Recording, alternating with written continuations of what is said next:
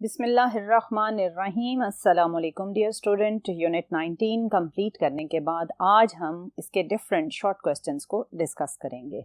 आज का जो फर्स्ट शॉर्ट क्वेश्चन है वो हाइड्रोजन स्पेक्ट्रम से रिलेटेड है। इसमें आपसे ये पूछा गया, why does the spectrum of hydrogen atom consists of many lines even though a hydrogen atom has only a single electron। आप में से कौन है जो ये नहीं जानता कि हाइड्रोजन एटम में सिंगल इलेक्ट्रॉन होता है। Hydrogen atom is the only atom which has one electron. अब आपसे ये कहा गया कि अगर इसमें इलेक्ट्रॉन एक है तो फिर इसका जब स्पेक्ट्रम ऑब्जर्व किया गया तो इसके स्पेक्ट्रम में हमें जो डिफरेंट एनर्जी लाइंस या डिफरेंट वेवलेंथ्स मिली उसकी क्या रीज़न है। इलेक्ट्रॉन एक बट डिफरेंट आपको वेवलेंथ्स मिलना, इसकी क्या रीज़न हो सकती है। एक तो इसकी ये रीज़न है कि आपके पास जो हाइड्रोजन एटम है उसका आयोनाइजेशन पोटेंशियल या उसकी जो आयोनाइजेशन एनर्जी है आप जानते हैं कि वो है 13.6 इलेक्ट्रॉन वोल्ट। इसकी ये एनर्जी एक बिगर एनर्जी है जिसकी वजह से हमारे लिए ये पॉसिबल है कि हम डिफरेंट फोटॉन्स को हाइड्रोजन एटम पर फॉल करें और वो फोटॉन ये एक सिंगल इलेक्ट्रॉन एब्जॉर्ब करे और हायर एनर्जी लेवल्स तक शिफ्ट करे। जब हमारे पास एक बड़ी रेंज है इलेक्ट्रॉन को एनर्जी देने की, तो इलेक्ट्रॉन के पास भी एक बड़ी रेंज है एनर्जी एब्जॉर्ब करने की और एक्साइटेड स्टेट तक जाने की। अब इस एक बिगर रेंज की वजह से इलेक्ट्रॉन जब एनर्जी एब्जॉर्ब करता है और हम सपोज कर लेते हैं कि वो ग्राउंड स्टेट से सिंगल इलेक्ट्रॉन एनर्जी एब्जॉर्ब करके कहाँ जंप कर गया, एक्साइटेड स्टेट में चला गया। लेट्स सपोज हम ये कहते हैं कि इलेक्ट्रॉन फोर्थ एनर्जी लेवल तक मूव कर गया। अब जब ये फोर्थ एनर्जी लेवल से डी एक्साइट करेगा तो बहुत बहुत रेयर चांसेस होते हैं कि ये डायरेक्टली फोर्थ वाले लेवल से ग्राउंड स्टेट पर वापस आए। मैक्सिमम चांसेस ये होते हैं या मैक्सिमम पॉसिबिलिटीज यही होती हैं कि जब ये फोर्थ एनर्जी लेवल से डी एक्साइट होगा तो फोर्थ से पहले 3 में आएगा और 4 और 3 के डिफरेंस को इन the form of radiation emit करेगा। फिर ये 3 से 2 में आएगा और 3 और 2 के डिफरेंस को एमिट करेगा। फिर ये 2 से 1 में आएगा और डिफरेंस को एमिट करेगा। अब यहाँ क्या हो रहा है, इलेक्ट्रॉन तो एक ही है लेकिन जब आपने उसे फोटोन या एक्सटर्नल प्रोसेस के थ्रू एनर्जी दी, इलेक्ट्रॉन एक्साइटेड स्टेट में गया और जब वो डी एक्साइट हुआ तो उसने सेवरल स्टेप्स के थ्रू डी एक्साइटेशन की और इन जो सेवरल डी एक्साइटेशंस हैं या मल्टीपल डी एक्साइटेशंस हैं इनमें उसने डिफरेंट वेवलेंथ्स को एमिट किया। जब वो डिफरेंट वेवलेंथ्स को एमिट करेगा तो ऑब्वियसली फिर हमें मल्टीपल वेवलेंथ स्पेक्ट्रम में मिलेंगी, जिसकी वजह से ये कहा गया कि why spectrum of hydrogen atom consist of many lines even though a hydrogen atom has only a single electron. So आपको आई एम श्योर कि अब समझ आ गया होगा कि एक तो ये है कि हमारे पास हाइड्रोजन एटम की आयोनाइजेशन एनर्जी 13.6 इलेक्ट्रॉन वोल्ट एक ज़्यादा एनर्जी है, जिसकी वजह से हमारे लिए ये पॉसिबल है कि हम इसके पास एक बड़ी रेंज के अंदर फोटोन फॉल कर सकते हैं। जब फोटोन फॉल हुए, इलेक्ट्रॉन ने फोटोन की एनर्जी एब्जॉर्ब की, एक्साइटेड स्टेट में गया और जब वो डी एक्साइट हुआ तो डायरेक्टली डी एक्साइट नहीं हुआ बल्कि मल्टीपल स्टेप्स में उसने डी एक्साइटेशंस की और डिफरेंट स्टेप्स में उसने डिफरेंट वेवलेंथ्स को एमिट किया। सो डियर स्टूडेंट, जब आप आंसर लिखेंगे तो आप लिखेंगे when energy is supplied to hydrogen atom it can be excited and its single electron will jump from its ground state to different higher energy levels। यानी ground state से वो fourth state में भी जा सकता है, ग्राउंड स्टेट से वो फिफ्थ एनर्जी लेवल तक भी जा सकता है, सेकेंड एनर्जी लेवल तक भी जा सकता है, यानी वो मल्टीपल जो डिफरेंट हायर एनर्जी लेवल्स हैं वहां तक एक्साइट हो गया। When this hydrogen atom de-excite तो क्या होगा, from higher level to the ground state by several jumps several spectral lines of different wavelengths are emitted, so spectrum contain many lines। So dear student, ये reason है जिसकी वजह से आपको hydrogen atom की डी एक्साइटेशन में पूरा एक प्रॉपर स्पेक्ट्रम नजर आता है। अब देखते हैं सेकंड शॉर्ट क्वेश्चन क्या है। सेकंड में उसने कहा, suppose that the electron in hydrogen atom obeyed classical mechanics rather quantum mechanics. वो कह रहा है कि आप सपोज कर लें कि इलेक्ट्रॉन जो हाइड्रोजन एटम में है वो क्लासिकल मैकेनिक्स को फॉलो करता है, क्वांटम को फॉलो नहीं करता। अगर ऐसा हो गया फिर क्या है, why should such a hypothetical atom emit continuous spectrum instead of line spectrum. तो फिर ये जो हमने सपोज किया हाइड्रोजन एटम जो क्लासिकल मैकेनिक्स को फॉलो कर रहा था, जब इसका स्पेक्ट्रम हम ऑब्जर्व करेंगे तो हमें लाइन स्पेक्ट्रम की बजाय कंटिन्यूस स्पेक्ट्रम क्यों मिलेगा? इसकी क्या रीज़न है? इसकी रीज़न ये है डियर स्टूडेंट कि क्वांटम मैकेनिक्स की बजाय जब हम क्लासिकल मैकेनिक्स को यूज़ करेंगे तो क्लासिकल मैकेनिक्स ये कहती है कि जब भी कोई ऑब्जेक्ट मूव करता है तो वो एनर्जी रेडिएट करता है, एनर्जी उसकी कम होती जाती है। यानी आपने किसी ऑब्जेक्ट को अगर मूव किया या थ्रो किया तो आपने ऑब्जर्व किया होगा कि उसकी काइनेटिक एनर्जी विद टाइम क्या हो जाती है? कम हो जाती है। सिमिलरली अगर हम हाइड्रोजन एटम के अंदर मौजूद इलेक्ट्रॉन मोशन पर क्लासिकल मैकेनिक को इम्प्लीमेंट करें तो क्या होगा? According to classical mechanics electron जब ऑर्बिट में रिवॉल्व करेगा तो इलेक्ट्रॉन अपनी एनर्जी को रिलीज करता जाएगा या रेडिएट करता जाएगा इन द फॉर्म ऑफ रेडिएशंस। और जब वो रेडिएट करता जाएगा एनर्जी को तो आहिस्ता आहिस्ता इलेक्ट्रॉन की एनर्जी क्या होती जाएगी? कम होती जाएगी। और फाइनली क्या होगा? एनर्जी कम होते होते इतनी कम हो जाएगी कि इलेक्ट्रॉन न्यूक्लियस में फॉल कर जाएगा, जिसको आप ये भी कह सकते हैं कि अगर ये आपके पास पॉजिटिव न्यूक्लियस है और इसके अराउंड ये एक ऑर्बिट था, सपोज करें इसमें यहाँ ये इलेक्ट्रॉन है।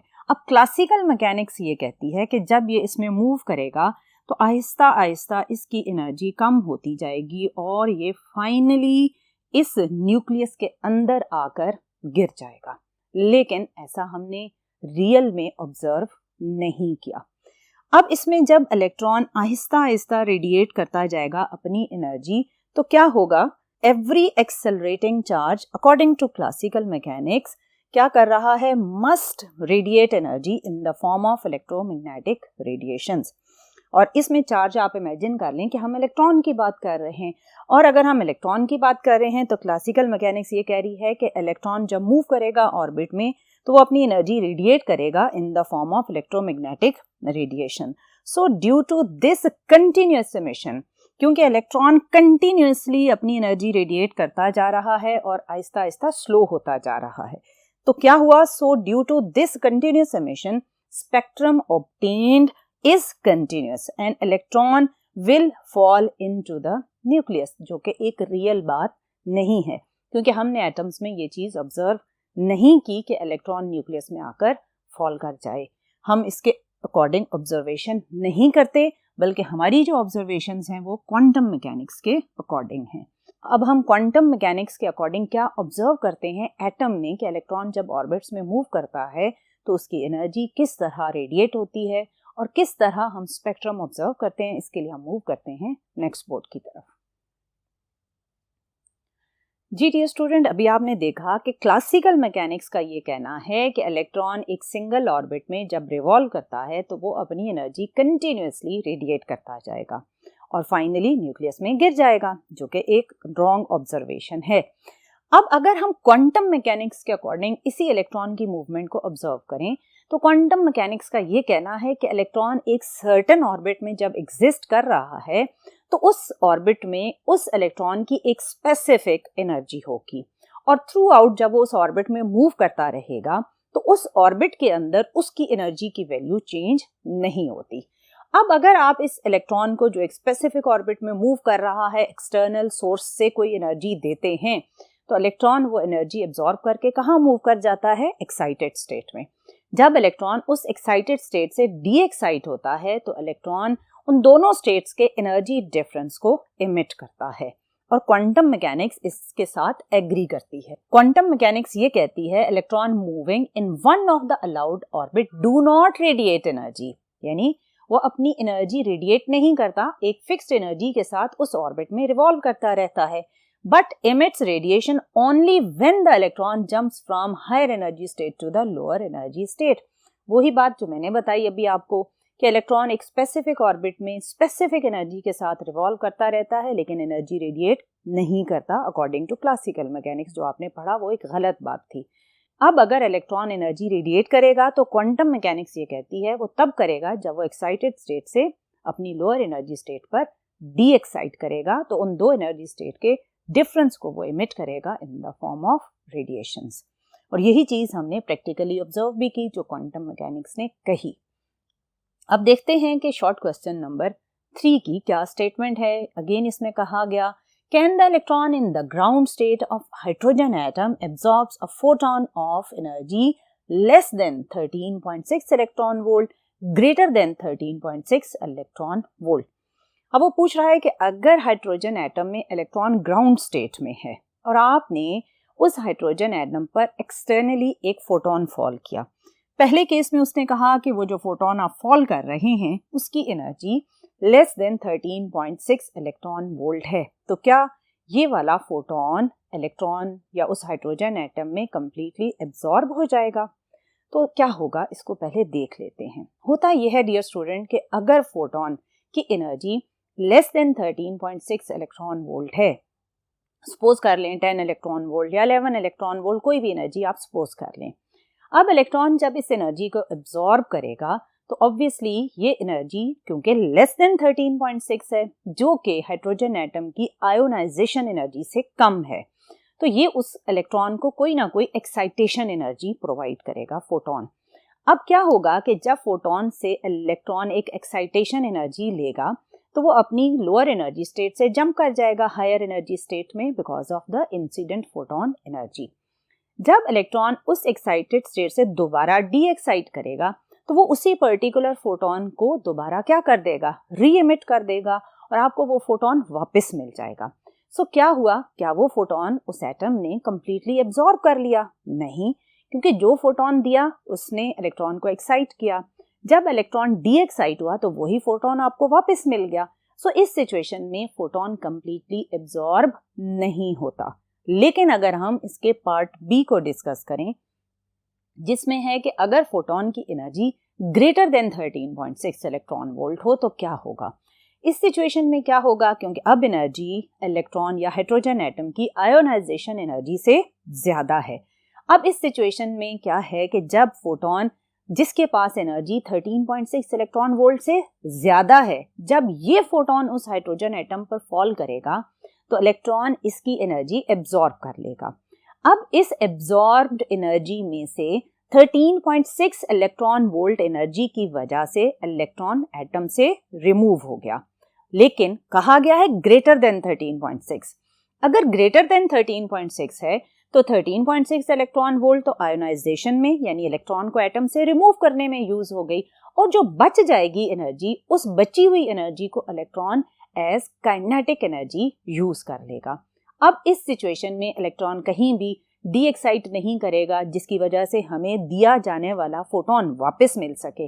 सो जो फोटोन हमने दिया वो अब हमें वापस नहीं मिलेगा।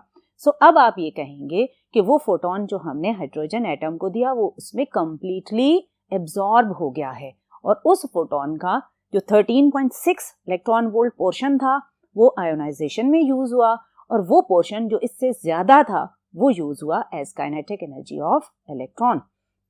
सो इस सिचुएशन में फोटोन हमें वापस मिल जाता है। So we can't say the hydrogen atom will absorb the photon, और इस सिचुएशन में हमें वापस फोटोन नहीं मिलता।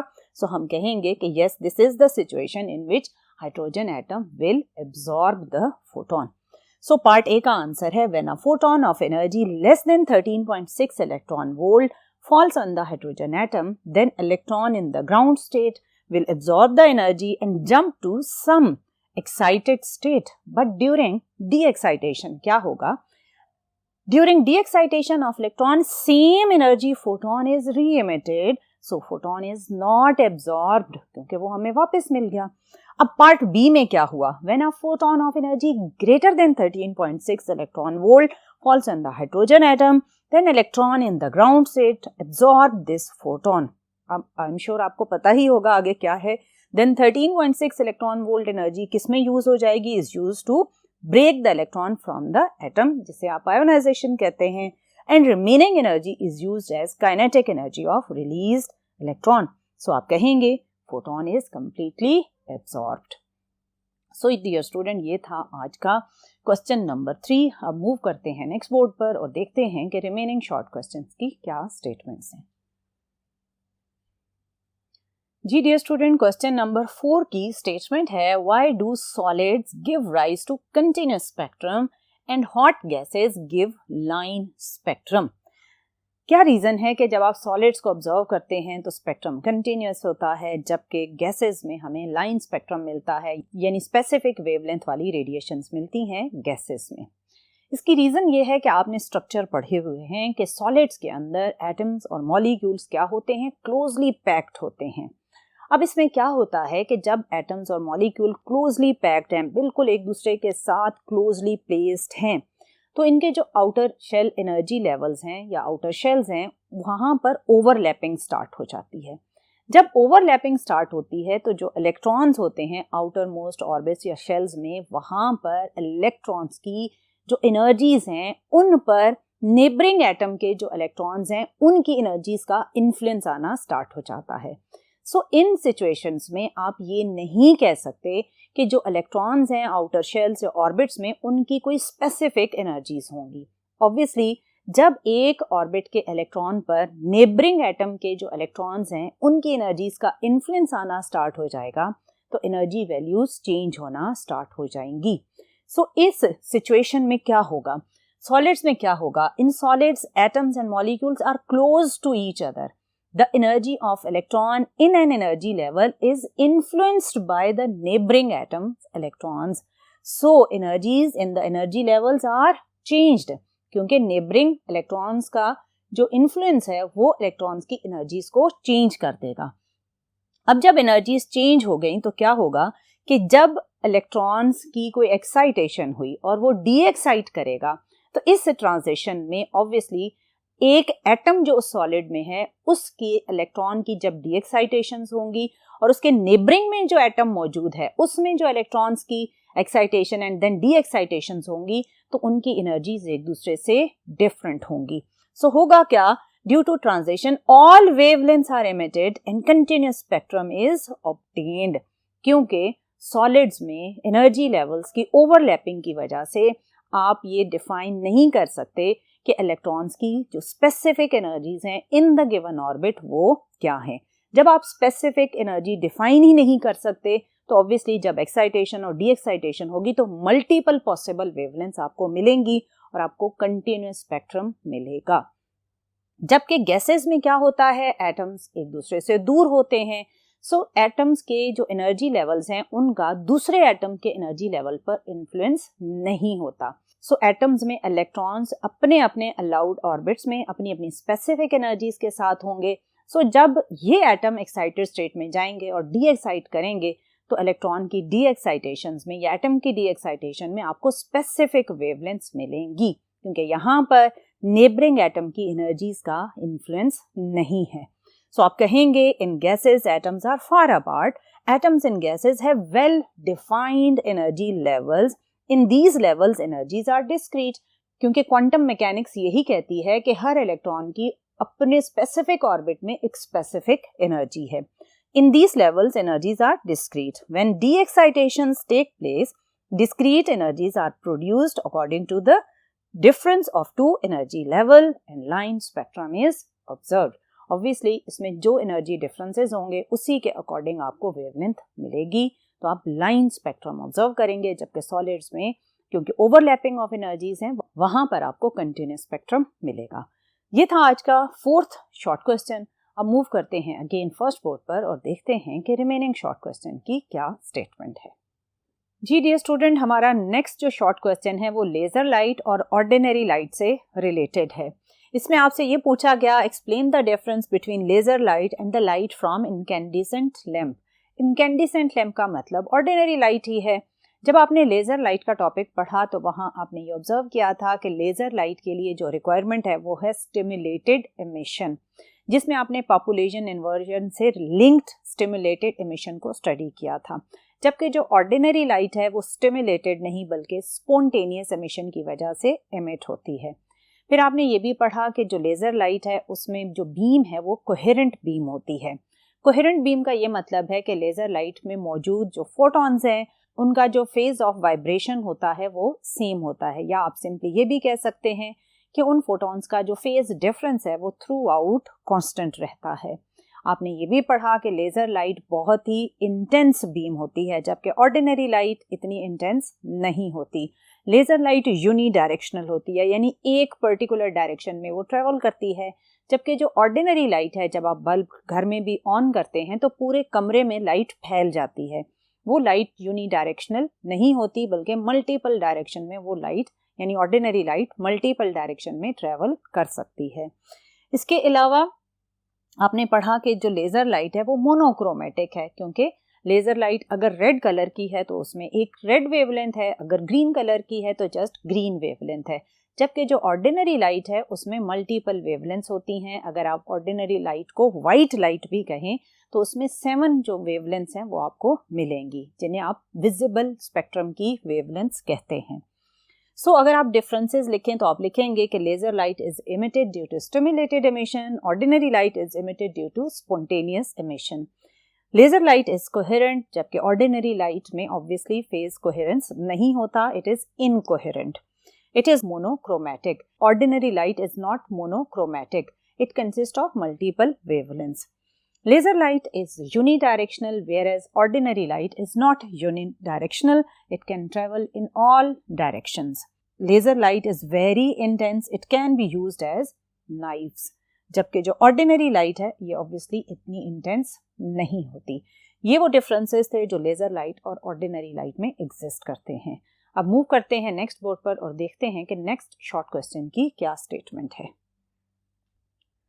जी डियर स्टूडेंट, नेक्स्ट क्वेश्चन की स्टेटमेंट है why Bohr extends quantum theory to the structure of the atom. इसमें आपसे ये पूछा गया कि एटम की स्टेबिलिटी को एक्सप्लेन करने के लिए बोहर को क्वांटम थ्योरी की क्यों हेल्प लेना पड़ी। इससे पहले जो रदरफोर्ड ने एटॉमिक मॉडल दिया था उसके अकॉर्डिंग क्लासिकल थ्योरी यूज हुई और उसमें ये कहा गया कि इलेक्ट्रॉन जब किसी भी ऑर्बिट में मूव करता है, एक्सेलरेट करता है, तो वो अपनी एनर्जी को रेडिएट करेगा और उसकी एनर्जी आहिस्ता आहिस्ता कम होते होते जीरो हो जाएगी और वो जीरो जैसे ही होगी वो न्यूक्लियस में फॉल कर जाएगा। ये बात अभी मैंने आपको क्वेश्चन नंबर 2 में भी एक्सप्लेन की थी। ये था फेलियर ऑफ क्लासिकल थ्योरी, क्योंकि जब आपने रियल में एटम को ऑब्जर्व किया तो वहां आपको इलेक्ट्रॉन स्पेसिफिक ऑर्बिट्स में रिवॉल्व होते हुए नजर आए, लेकिन वहां पर कोई भी इलेक्ट्रॉन अपने न्यूक्लियस में फॉल नहीं कर रहा था। और क्लासिकल थ्योरी को अगर हम इम्प्लीमेंट करते तो उस इलेक्ट्रॉन को न्यूक्लियस में फॉल करना चाहिए था। क्लासिकल थ्योरी फेल हो गई to explain the structure of atom. इसीलिए बोहर ने फिर क्वांटम थ्योरी की हेल्प ली। क्वांटम थ्योरी में ये कहा गया कि एटम में हर ऑर्बिट पॉसिबल नहीं, ये नहीं पॉसिबल कि इलेक्ट्रॉन हर रेडियस के ऑर्बिट में रिवॉल्व कर सकता है। सिर्फ इलेक्ट्रॉन उन्हीं ऑर्बिट्स में रिवॉल्व कर सकता है जिन ऑर्बिट्स में उसका एंगुलर मोमेंटम क्वांटाइज्ड हो। क्वांटाइज्ड का मतलब ये है कि उसके एंगुलर मोमेंटम की जो वैल्यू है वो h/2π का कोई ना कोई इंटीग्रल मल्टीपल होना चाहिए। यानी अगर आप 1 लिखेंगे तो it will be first orbit और फर्स्ट ऑर्बिट में इलेक्ट्रॉन का एंगुलर मोमेंटम होगा h/2π। इसी तरह नेक्स्ट जो ऑर्बिट पॉसिबल होगा वो होगा जिसमें इलेक्ट्रॉन की जो एंगुलर मोमेंटम की वैल्यू है वो n2 के अकॉर्डिंग हो, यानी 2h/2π हो। इन दो वैल्यूज के बीच में जो ऑर्बिट्स बनेंगे वहां इलेक्ट्रॉन रिजाइड नहीं कर सकेगा।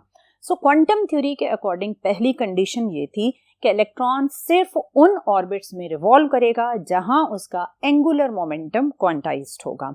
और फिर दूसरी कंडीशन ये थी कि इलेक्ट्रॉन जब एक पर्टिकुलर ऑर्बिट में है तो वो एनर्जी रेडिएट नहीं करता और उस पर्टिकुलर ऑर्बिट में उसकी एनर्जी की एक स्पेसिफिक यानी एक खास वैल्यू होगी। इलेक्ट्रॉन सिर्फ तब ही एनर्जी रेडिएट करेगा जब वो किसी एक्साइटेड स्टेट से डी एक्साइट होकर लोअर एनर्जी स्टेट में आएगा और जिस एक्साइटेड स्टेट से जंप करके वो लो एनर्जी स्टेट में आएगा उसके डिफरेंस को वो इन the form of radiations emit करेगा। En stands for higher energy state and Ep stands for lower energy state। जब क्वांटम ने ये दो पोस्टुलेट्स दी तो उसके बाद जो आपके पास एटम के अंदर स्टेबिलिटी थी उसको ऑब्जर्व करना स्टार्ट किया गया, क्योंकि इससे पहले जो क्लासिकल थ्योरी पर हम एक्सप्लेनेशंस देते थे उसके अकॉर्डिंग एटम स्टेबिलिटी ऑब्जर्व नहीं हो रही थी। और जब क्वांटम थ्योरी को आपने इम्प्लीमेंट किया तो ऑब्वियसली फिर जो डिफरेंट उसमें कन्फ्यूजन्स थी कि एटम स्टेबल कैसे है और उसके अंदर कौन से ऑर्बिट्स पॉसिबल हैं, इलेक्ट्रॉन की एनर्जीज कैसे हैं, इलेक्ट्रॉन जो एनर्जीज इमिट करते हैं वो किस पैटर्न के अकॉर्डिंग एमिट करते हैं।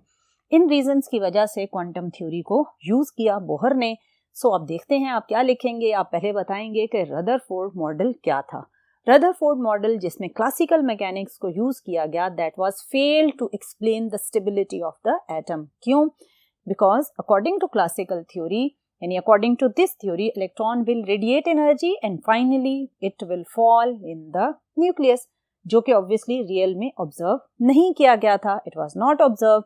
अब जब ये चीज जो थ्योरी कहती थी वो ऑब्जर्व नहीं की गई, तो फिर मजबूरन बोहर साहब ने क्वांटम थ्योरी को यूज करके जो चीज हम ऑब्जर्व कर रहे थे उसे एक्सप्लेन किया। In order to explain the stability of the atom, Bohr extended the quantum theory to the structure of the atom। और उसकी ये दो मेन वो postulates थी जिन्होंने stability of atom को explain किया। पहली यही थी, only those orbits are possible for electron in which angular momentum is quantized। और quantization का मतलब है एक specific value का होना, और एंगुलर मोमेंटम की उस स्पेसिफिक वैल्यू होनी चाहिए इंटीग्रल मल्टीपल ऑफ h/2π। और फिर ये कहा गया कि जो इलेक्ट्रॉन एनर्जी एब्जॉर्ब करता है या इमिट करता है, वो एनर्जी जब इमिट होती हैं तो वो इस इक्वेशन के अकॉर्डिंग इमिट होंगी, यानी जिस हायर एनर्जी लेवल से वो लोअर एनर्जी लेवल तक आएगा, उन दो एनर्जी लेवल्स का जो डिफरेंस होगा वो इन the form of electromagnetic radiations emit हो जाएगा। ये वो रीजंस थी जिनकी वजह से बोहर ने क्वांटम थ्योरी को यूज किया और एटम की स्टेबिलिटी को एक्सप्लेन किया। अब मूव करते हैं नेक्स्ट बोर्ड पर और देखते हैं कि लास्ट यानी 7th क्वेश्चन की क्या स्टेटमेंट है।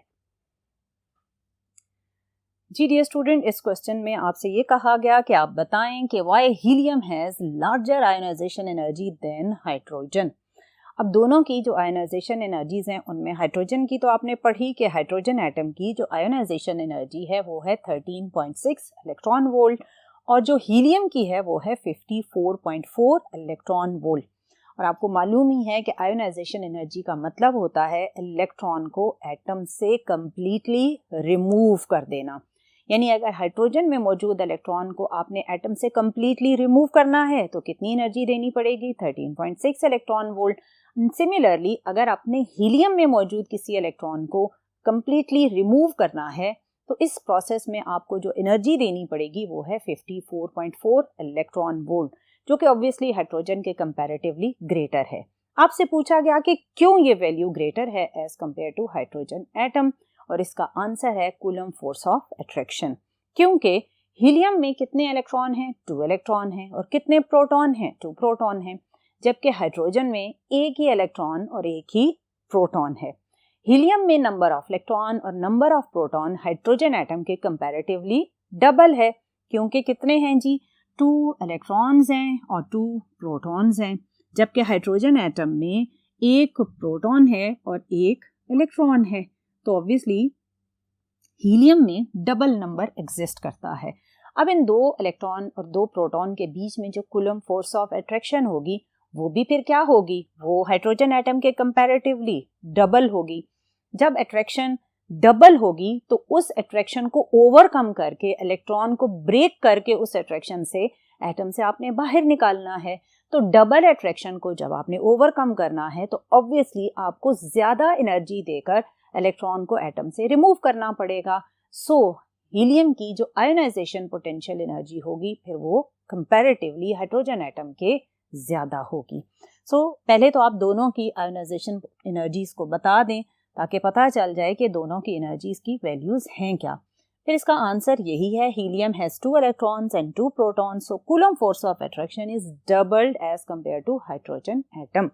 Because of this, more energy is required to remove the electron from ground state. So dear student, ये थे आज के first 7 short question। इंशाल्लाह आने वाले लेक्चर में जो remaining short questions हैं उन्हें हम डिस्कस करेंगे। So till next lecture, अल्लाह हाफिज।